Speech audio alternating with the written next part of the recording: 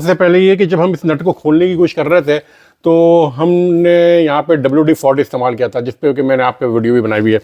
नट के ऊपर जो है लॉकटाइट या जिसे हम कहते हैं थ्रेड लॉक लगा हुआ होता है, और जो थ्रेड लॉक के अंदर कभी भी कोई पेनिट्रेटिंग ऑयल या WD-40 इस्तेमाल नहीं हो पाता, तो पानी इसमें, लिहाजा सबसे पहले तो हमने ये वाला फेस किया।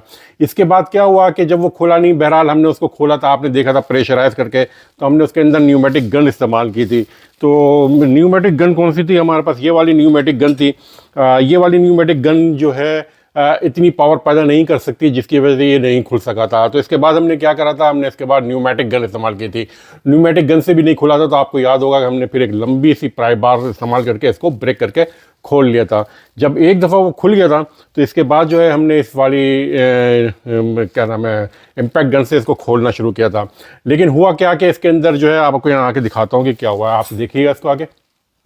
तो आप देख रहे होंगे इसके अंदर यहाँ पे जो है ना, ये बुशिंग जो है ना, ये इसके अंदर फंसी रह गई है। तो नीचे जो नट है जो वो घूम तो रहा है, लेकिन क्योंकि इसके अंदर बुशिंग उस नट के अंदर मौजूद है, लिहाजा क्या हो रहा है कि ये चीज़ नीचे की तरफ हम इसको नहीं निकाल पा रहे हैं। तो उसके लिए फिर क्या करा हमने कि इसको जो है इस ऊपर करके हमने इसको नीचे से काटना शुरू किया। नीचे से काटने के लिए फिर हमने देखे ये वाले टूल इस्तेमाल किए। दिखाते क्या करा कि उस बोल्ट को काटने के लिए हमने ये वाली सॉ लेके, रेसिप्रोकेटिंग सॉ लेके इसको काटना शुरू किया। लेकिन क्या होता है कि मुझे क्योंकि इस बारे में ऑलरेडी एक्सपीरियंस है, तो आप ये देख रहे होंगे इसके अंदर ये जो ब्लेड हैं, इसके ये क्योंकि बायोमेटेलिक होते हैं ये वाले ब्लेड, तो ये मुश्किल से 2 मिनट या 3 मिनट भी उस पर चलेगी और ये ख़त्म हो गए। तो ये बस बहरहाल मैंने ट्राई करके देखा था, तो ये कम से कम भी अगर मुझे इसको काटना है तो मुझे 8 से 10 बायोमेटेलिक ब्लेड चाहिए होंगे, जो कि इतना अच्छा ऑप्शन नहीं है, क्योंकि उसकी वजह से जो है ना आपका ख़र्चा ज़्यादा आ जाएगा उसको काटने के लिए।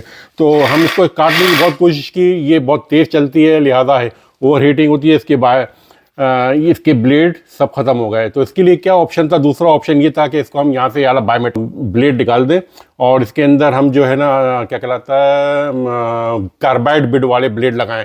कार्बाइड वाले ब्लेड भी जो है हमें कम से कम भी 2 से 3 चाहिए होंगे इसको काटने के लिए, इसके बोल्ट को। उसकी वजह क्या है?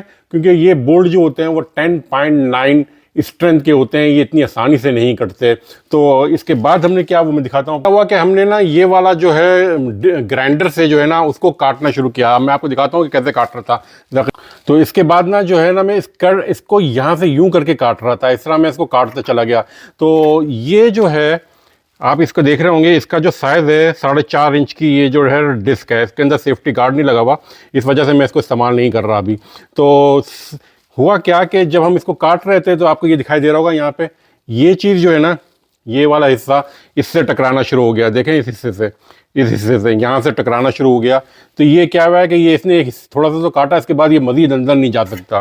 तो इसके लिए हमने फिर क्या करा कि मैं ये वाली डिस्क लेकर आया। इस पर आपको लिखा हुआ होगा ये 4.5 इंच है। इसके बाद मैंने ना बड़ा वाला लेकर आया हूँ, इस पर आपको लिखा होगा, दिखाई दे रहा होगा, ये 5 इंच की मैंने डिस्क इस्तेमाल करना शुरू की।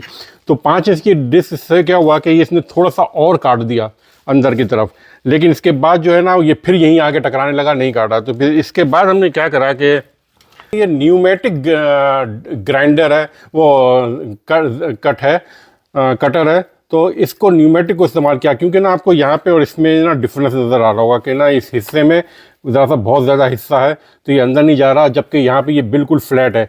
तो ये देखें, ये इस तरह करके मैंने इसके अंदर यहाँ पे, तो मैंने इसको जब यूँ करके अंदर की तरफ डाला तो ये थोड़ा सा मज़ीद कट गया, क्योंकि यहाँ पे जो है ना स्पेस थी, तो ये अंदर इस तरह करके ये इसको इसने काटना शुरू कर दिया। तो इस तरह ये थोड़ा सा मज़ीद कट गया।